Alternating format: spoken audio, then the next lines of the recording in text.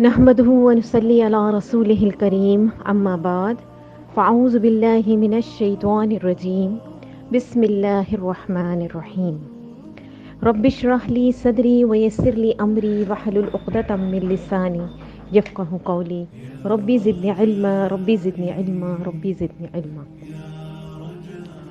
يا مقلب القلوب ثبت قلبي على دينك اللهم صل على محمد وعلى آل محمد كما صليت على إبراهيم وعلى آل إبراهيم إنك حميد مجيد اللهم بارك على محمد وعلى آل محمد كما باركت على إبراهيم وعلى آل إبراهيم إنك حميد مجيد اللہم صلی وسلم علی نبینا محمد۔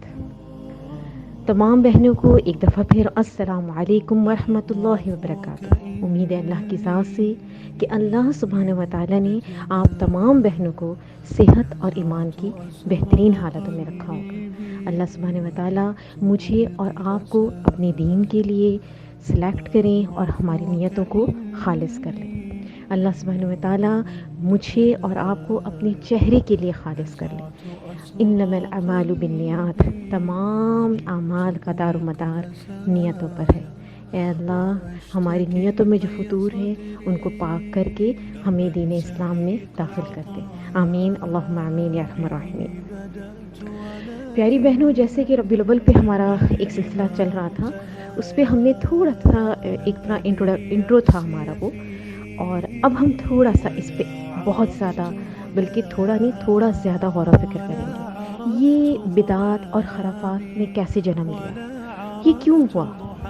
دین اسلام تو مکمل ہمیں دیا گیا تھا، اس میں تو کہیں بھی کوئی کمی بیشی نہیں تھی، یہ کیسے یہ بدعات اور خرافات نے جنم لیا؟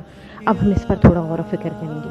آپ سب میرا ساتھ دیجیے اس کو سننے اور سمجھنے میں۔ انشاءاللہ تعالیٰ دین ہمیشہ چمکا چمکایا تھا، دین نے تو عمر کو چمکا دیا، تو دین تو ہمیشہ سے چمکا چمکایا ہے، یہ دین صبغۃ اللہ ٹیم کی ساری بہنوں کو روشنی عطا کرے گا انشاءاللہ تعالیٰ باذن اللہ۔ اللہ کے نام سے جو بے انتہا مہربان اور رحم فرمانے والا ہے۔ دنیا میں نبی محمد مصطفیٰ صلی اللہ علیہ وآلہ وسلم، اللہم صلی وسلم علی نبینا محمد کی آمد باعث رحمت، آپ کی بعثت باعث تسکین و راحت، اور آپ کی رسالت و نبوت باعث نجات و کامیابی ہے۔ ہمیں آپ کی ولادت مبارکہ پہ بے حد فرحت و انبساط ہے۔ ہم آپ صلی اللہ علیہ وآلہ وسلم سے بے حد محبت کرتے ہیں، کائنات کی ہر چیز سے زیادہ، بلکہ اپنی جان سے بھی زیادہ آپ سے محبت کرتے ہیں۔ ہم اس بات پہ ایمان رکھتے بھی ہیں کہ آپ صلی اللہ علیہ وآلہ وسلم سے محبت ایمان کا حصہ ہے۔ اللہم صلی وسلم علی نبینا محمد۔ اور ہمارے اوپر محبت رسول صلی اللہ علیہ وآلہ وسلم فرض و واجب ہے۔ اس فرض میں کوتاہی کرنے والا ایمان کی حلاوت سے محروم اور محبت رسول صلی اللہ علیہ وآلہ وسلم کی چاشنی سے کوسوں دور ہے۔ وہ آدمی مومن نہیں ہو سکتا جب تک دنیا کی ہر چیز سے زیادہ اسے نبی کریم محمد مصطفیٰ صلی اللہ علیہ وآلہ وسلم سے محبت نہ ہو جائے۔ آپ صلی اللہ علیہ وآلہ وسلم کا فرمان ہے، لا یؤمن احدکم حتی اکون احب الیہ من ولدہ ووالدہ والناس اجمعین، صحیح مسلم 44۔ اس کا ترجمہ ہے، کوئی شخص اس وقت تک مومن کامل نہیں ہو سکتا جب تک کہ میں اس کے نزدیک اس کے بال بچے، والد اور تمام لوگوں سے زیادہ محبوب نہ بن جاؤں۔ اللہ اکبر کبیرہ، ان محبتوں نے تو ہمیں مار ڈالا۔ صبغۃ اللہ ٹیم کی بہنوں، واللہ ان محبتوں نے تو ہمیں اندھا گونگا اور بہرا کر دیا، دکھتا ہی نہیں کچھ کہ سمجھ سکیں کہ سب سے بڑھ کر محبت اللہ اور اس کے رسول صلی اللہ علیہ وآلہ وسلم سے۔ اور جو لوگ اللہ اور اس کے رسول سے محبتیں کرتے ہیں، اللہ سبحانہ و تعالیٰ ان محبتوں کے ذریعے ان کو کبھی نہیں توڑتا۔ یہاں محبت کی تھوڑی وضاحت ہو جائے کہ مختلف قسم کے افراد سے محبت کا انداز بھی مختلف ہوتا ہے۔ والدین سے محبت کا طریقہ الگ ہے، اولاد سے اظہار محبت بہت مختلف ہے، بیوی سے محبت برتنے کا انداز تو جدا گانا ہے، اللہ اور اس کے رسول صلی اللہ علیہ وآلہ وسلم سے محبت کا انداز و طریقہ الگ ہے۔ محبت رسول کا مطلب اتباع رسول اور محبت سنت رسول صلی اللہ علیہ وآلہ وسلم اللہ ہے جو قرآن کی مذکورہ آیات میں ظاہر و باہر ہے۔ اللہ سبحانہ و تعالیٰ کا فرمان ہے، قُلْ إِن كُنتُمْ تُحِبُّونَ اللَّهَ فَاتَّبِعُونِي يُحْبِبْكُمُ اللَّهُ وَيَغْفِرْ لَكُمْ ذُنُوبَكُمْ وَاللَّهُ غَفُورٌ رَحِيمٌ، سورہ آل عمران آیت نمبر 31۔ اس کا ترجمہ ہے کہ اے نبی صلی اللہ علیہ وآلہ وسلم کہہ دو، اگر تم اللہ سے محبت کرتے ہو تو میری اتباع کرو، اللہ تم سے محبت کرے گا اور تمہاری خطاؤں سے درگزر فرمائے گا، اور اللہ بڑا معاف کرنے والا اور رحیم ہے۔ اللہ کی محبت یہ ہے کہ رسول اللہ صلی اللہ علیہ وآلہ وسلم کی پیروی کی جائے، اور رسول اللہ کی اطاعت و پیروی نہ صرف اللہ کی محبت بلکہ نبی کی محبت بھی ہو اس میں شامل۔ جس سے اللہ محبت نہیں کرتا، فرمان الہی ہے، قُلْ أَطِیعُوا اللَّهَ وَرَسُولَهُ فَإِن تَوَلَّوْا فَإِنَّ اللَّهَ لَا يُحِبُّ الْكَافِرِينَ، سورہ آل عمران آیت نمبر 32۔ اے نبی صلی اللہ علیہ وآلہ وسلم کہہ دو، اللہ اور رسول کی اطاعت کرو، پھر اگر وہ منہ پھیریں تو بے شک اللہ کافروں سے محبت نہیں کرتا۔ ایک جگہ تو اللہ سبحانہ و تعالیٰ کیا کہہ رہے ہیں کہ اللہ اور اس کا رسول آپ سے محبت کرتا ہے جب آپ کی ساری محبتوں پر وہ حاوی آ جائے، اور ایک جگہ کیا کہہ رہے ہیں کہ ان کو اللہ اور اس کے رسول سے محبت نہیں ہے تو اللہ بھی ان سے منہ پھیر لیتا ہے، اور اللہ جس سے منہ پھیر لیتا ہے تو تباہی اس کے دہانے پہ کھڑی ہوتی ہے اور اس کے گرنے میں کچھ دیر نہیں لگتا۔ اور حدیث رسول سے ہے، یہ بھی پتہ چلتا ہے کہ سنت رسول سے محبت نبی صلی اللہ علیہ وآلہ وسلم سے محبت ہے۔ نبی کا فرمان ہے، من احب سنتی فقط احبنی کانا معیا فی الجنہ مشکات، جس نے میری سنت سے محبت کی گویا اس نے مجھ سے محبت کی، اور جس نے مجھ سے محبت کی وہ میرے ساتھ جنت میں ہوگا انشاءاللہ تعالی۔ اللہ تو گواہ رہنا، ہم اللہ اس کے رسول سے محبت کرنے والے لوگ ہیں میرے اللہ، ہم تو سب کچھ کرنے پہ تیار ہیں صرف اللہ اور اس کے رسول کے لیے۔ اس حدیث کو حافظ ابن حجر رحمۃ اللہ نے مشکات کے مقدمے میں حسن کیا ہے۔ یہی بات محبت رسول کے تقاضے سے بھی معلوم ہوتی ہے۔ آپ صلی اللہ علیہ وآلہ وسلم سے محبت کا تقاضا ہے کہ آپ کا احترام کیا جائے، آپ سے قلبی محبت کی جائے، آپ کی اطاعت اور آپ کی اتباع کی جائے، آپ پر درود پڑھا جائے، اللہم صلی وسلم علی نبینا محمد صلی اللہ علیہ وآلہ وسلم۔ امہات المومنین، آل بیت، صحابہ کرام اور آپ کے نقش قدم پر چلنے والے تمام لوگوں سے محبت کی جائے اور بدعت و ضلالت سے دور رہا جائے۔ آپ سے محبت کی نشانی ہے کہ آپ کی سنت سے محبت کریں، آپ کی سنت کا علم حاصل کریں، آپ کی سنت پر عمل پیرا ہوں اور آپ کی سنت کو پھیلائیں۔ سبحان اللہ۔ خلاصہ کلام یہ ہے کہ محبت رسول صلی اللہ علیہ وآلہ وسلم کا حقیقی معیار اطاعت رسول اور اتباع رسول ہے۔ جو بغیر اطاعت رسول کے محبت کا دعویٰ کرتے ہیں وہ اپنے دعوے میں جھوٹا ہے۔ اس کا نقشہ ایک عربی شعر میں بہترین انداز میں کھینچا ہے۔ شعر کا ترجمہ کچھ اس طرح ہے کہ اگر تمہاری محبت سچی ہوتی تو تم اس کی اطاعت کرتے، کیونکہ محبت کرنے والے اپنے محبوب کا مطیع و فرما بردار ہوتا ہے۔ یہ 2023 کی بڑھتی ہوئی آبادی ہی بتا سکتی ہے کہ محبت کرنے والے آج کل کے نوجوان، آج کل کے ادھیڑ عمر کے لوگ کیا حرکتیں کرتے پھر رہے ہیں، کہ ان کو نہ کچھ دکھائی دیتا ہے نہ کچھ سمجھ آتا ہے۔ محبت تو ہمیشہ سے دیوانی ہوتی ہے، وہ پھر سوچ سمجھ کے تھوڑی کی جاتی ہے، وہ تو بس کی جاتی ہے۔ تو دین اسلام میں اتنی سوچ سمجھ کہاں سے آپ میں آ جاتی ہے؟ وہاں کیوں نہیں آپ صحیح سوچ کا استعمال کرتے؟ چلے آگے اس کو سمجھنے کی کوشش کرتے ہیں۔ شرک و بدعت اور تصوف میں غرق نام و نہاد بعض مسلمانوں نے محبت رسول کا ڈھونگ رچ کر جشن عید میلاد النبی کو امت اسلامیہ میں اس طرح سے رواج دیا کہ سادہ لو عوام انہیں ہی اصل محب رسول سمجھتے ہیں، جبکہ یہ دین میں نئی ایجاد اور محبت رسول کے نام پر عداوت رسول کا چور دروازہ ہے۔ جشن عید میلاد النبی 4 کلموں پر مشتمل سینکڑوں شرکیہ و بدعہ اعمال کا اپنے اندر سموئے ہوئے ہے۔ پہلے چند وجوہ سے اس جشن کا رد ملاحظہ کریں۔ اسلام میں 2 ہی سالانہ عیدیں ہیں جن کی تعین محمد رسول اللہ صلی اللہ علیہ وسلم کی طرف سے ہے۔ یہ جشن عید میلاد النبی اسلامی عید میں اضافہ ہے جو بدعت میں شمار ہوگا۔ اسلام میں کسی کے جنم دن منانے کا تصور ہی نہیں ہے۔ نبی صلی اللہ علیہ وآلہ وسلم کی 4 بیٹیاں پیدا ہوئیں، بیٹے پیدا ہوئے، مگر کسی پہ جشن ولادت نہیں منایا، نہ ہی منانے کا حکم دیا۔ آپ صلی اللہ علیہ وآلہ وسلم اپنی ولادت باسعادت یہ بھی کسی سال ماہ ربیع الاول میں جشن ولادت نہیں منایا، نہ ہی کسی کو منانے کا حکم دیا، جبکہ متعدد بار آپ کی زندگی میں ماہ ربیع الاول آیا اور نہ اپنے طور پر ہی صحیح کسی صحابی نے، تابعی یا تبع تابعی نے اسے منایا، جو اس بات کو سمجھنے کے لیے کافی ہے کہ جشن عید میلاد النبی غیر مسنون اور بدعت سیلا ہے۔ یہ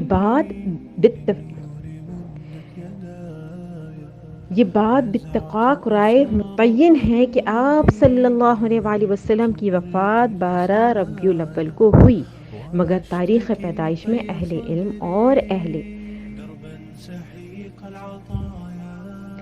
سیر کے درمیان اختلاف ہے۔ کسی نے 2، کسی نے 8، کسی نے 10، کسی نے 12، کسی نے 17، کسی نے 18 اور کسی نے 22 ربیع الاول بتایا ہے۔ زیادہ مشہور اقوال میں سے 9 اور 12 ربیع الاول ہے۔ اگر 9 ربیع الاول کو تاریخ پیدائش مانتے ہیں تو 12 کو جشن عید میلاد النبی منانا ایک طرح کا سخریہ اور کھلواڑ نہیں مانا جائے گا؟ اور اگر 12 ربیع الاول کو مانتے ہیں تو یہ دن تاریخ وفات بھی ہے۔ طاہر القادری بریلوی نے لکھا ہے کہ 12 ربیع الاول کو صحابہ غمگین رہا کرتے تھے، مگر یہ پیٹ کے پجاری 12 ربیع الاول کو جشن مناتے ہیں اور حلوے پوری سے شیطانی پیٹ بھرتے ہیں۔ کیا یہی ہے محبت رسول اور محبت صحابہ؟ آپ اپنے اوپر قیاس کر کے دیکھ لیں کہ اگر 12 ربیع الاول آپ کے والد صاحب پیدا ہوئے ہوں اور اسی دن وفات بھی پا جائیں تو آپ یوم وفات منائیں گی یا یوم ولادت؟ اپنا معاملہ ہو تو بات جلدی اور زیادہ سمجھ میں آتی ہے نا؟ ضرور سمجھ لیجئے گا بنت حوا، کوسچن مارک ہے۔ دنیا والے جنم دن زندہ لوگوں کا مناتے ہیں کیونکہ مرنے کے بعد تو نہ ختم ہونے والا غم لاحق ہوتا ہے۔ کوئی کیسے جنم دن منائے گا؟ زندہ رہتے ہوئے یوم پیدائش منانا تو سمجھ میں آتا ہے، کیونکہ انسان کو مزید 1 سال ملنے پر خوشی ہوتی ہے، گو کہ یہ بھی اسلام کی نظر میں جائز نہیں ہے۔ میں صرف عقلی بات کر رہی ہوں۔ یہ کتنی بڑی زیادتی ہے کہ نبی صلی اللہ علیہ وآلہ وسلم کی وفات پانے پہ جشن میلاد منایا جائے، جبکہ امت کو آپ کے جانے کا بہت بڑا غم ہے، خصوصاً آج کے شرک و بدعت اور شر و فساد سے پر زمانے میں آپ کی جدائی کا غم وہی محسوس کر سکتا ہے جس کے دل میں نبی سے سچی محبت ہوگی، اور آپ کی وفات پہ وہی خوشی منائے گا جو شیطان کا چیلا ہوگا۔ آپ صلی اللہ علیہ وآلہ وسلم کی تاریخ ولادت میں شدید اختلاف اس بات کا غماز ہے کہ پہلے زمانوں میں آپ کی تاریخ پیدائش پہ جشن نہیں منایا گیا۔ اگر آپ کا یوم ولادت منایا گیا ہوتا تو امت کو آپ کی تاریخ پیدائش کا بخوبی علم ہوتا۔ آپ صلی اللہ علیہ وآلہ وسلم کی تاریخ ولادت میں شدید اختلاف اس بات کا غماز ہے کہ پہلے زمانوں میں آپ کی تاریخ پیدائش پہ جشن نہیں منایا گیا۔ جب ہم تاریخ کے برق گردانی کرتے ہیں تو پتہ چلتا ہے کہ 7ویں صدی ہجری میں 625 ہجری میں سلطان صلاح الدین ایوبی کے بہنوئی موصل کے قریبی شہر اربل کے گورنر ملک مظفر ابو سعید کو کبوری نے ایجاد کیا۔ یہ فضول خرچ اور بد اخلاق بادشاہ تھا اور ناچ گانے کا رسیا تھا۔ اس کے زمانے کی ایک کذاب جھوٹی حدیثیں گھڑنے والا، جسے معلوم تھا کہ بادشاہ میلاد النبی کا دل داتا ہے۔ ابو الخطاب بن دہیہ نامی شخص نے بادشاہ کو خوش کرنے کے لیے میلاد پہ کتاب لکھی، جس کا نام التنوبر فی ملد بشیر النذیر۔ جب کذاب مصنف نے اس کتاب کو شاہ اربل پر پیش کیا تو اس نے ابو دہیہ کو 1000 سونے کا دینار انعام میں دیا، جو 375 تولہ سونا بنتا ہے۔ یہ گورنر بہت تمتراک اور فضول خرچی کے ساتھ عید میلاد النبی مناتا تھا اور اس میں اپنی سلطنت کے سارے لوگوں کو بلاتا، جس کی وجہ سے ساری سلطنت میں یہ بدعت رواج پا گئی۔ اس زمانے کے میلادی جشن عید میلاد النبی یہ مختلف قسم کے اسباب و عوامل بیان کرتے ہیں، جنہیں ان کے رد کے ساتھ پیش کیا جاتا ہے۔ کہا جاتا ہے کہ ہر سال جشن عید میلاد النبی منانے سے محبت رسول میں اضافہ ہوتا ہے، حالانکہ ہمیں معلوم ہے کہ اللہ تعالیٰ نے نبی پاک کا ذکر دنیا میں سب سے زیادہ بلند کیا ہے۔ اللہ کا فرمان ہے وَرَفَعْنَا لَكَ ذِكْرَكَ، اے نبی ہم نے آپ کا ذکر کو بلند کیا ہے۔ جب آپ کا ذکر اذان، نماز، تلاوت، درس قرآن، درس حدیث، علمی مذاکرہ اور بیانات کے ذریعے ہر آن ہوتا رہتا ہے تو ذکر کے لیے سال میں صرف ایک ہی دن متعین کرنا، جب رسول نے نہیں بلکہ حب رسول کے نام، یہ دھوکہ ہے۔ اس طرح کہا جاتا ہے کہ اس جشن کے ذریعے نبی کے اوصاف اور نسب کا جاننا موقع ملتا ہے۔ ایک مسلمان کے لیے نبی کی زندگی میں نمونہ ہے، اس لیے ہمیشہ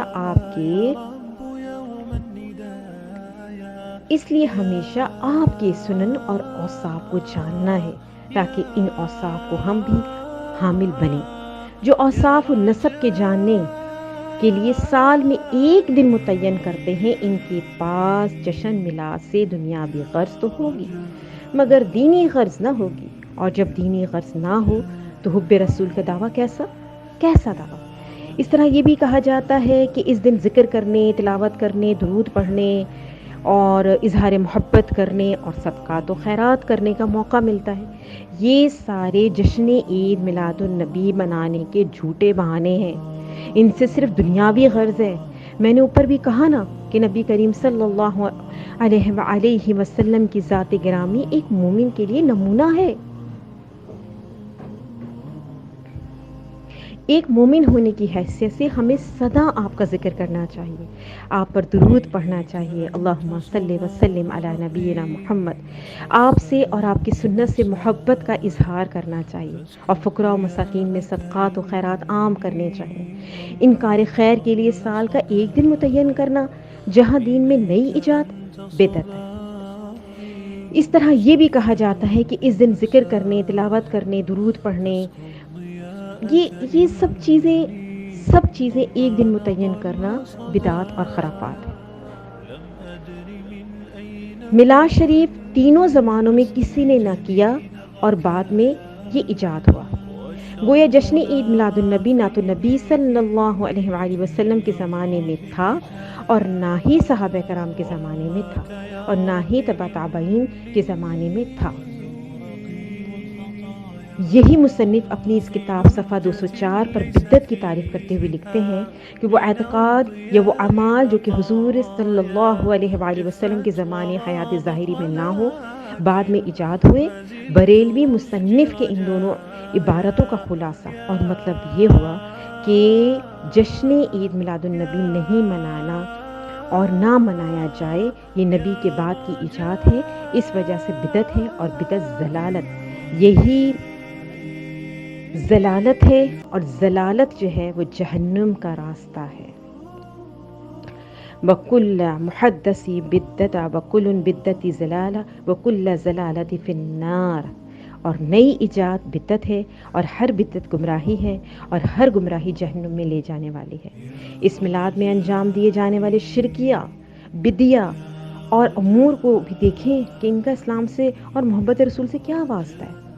اس میلاد میں انجام دیے جانے والے شرکیہ، بدعہ امور کو بھی ذرا نظر تو ڈالیں۔ اشعار، قوالیاں، گانا، نبی کو حاضر و ناظر ہونے کا عقیدہ رکھنا اور اس عقیدے سے مجلس میں قیام کرنا، چراغاں کرنا اور اس پہ ہزاروں روپے صرف کرنا، جھنڈیاں لگانا، نالین شریف کی تصویر بنانا، اس پہ محمد صلی اللہ علیہ وآلہ وسلم کا نام لکھنا، عورت و مرد کا باہم اختلاط، ناچ گانا، باجا گاجا، ڈھول تماشا، آتش بازی، بیہودہ حرکتیں، ناجائز کھیل کود، مشتعل برادر جلوس وغیرہ، کون سا اسلام ہے؟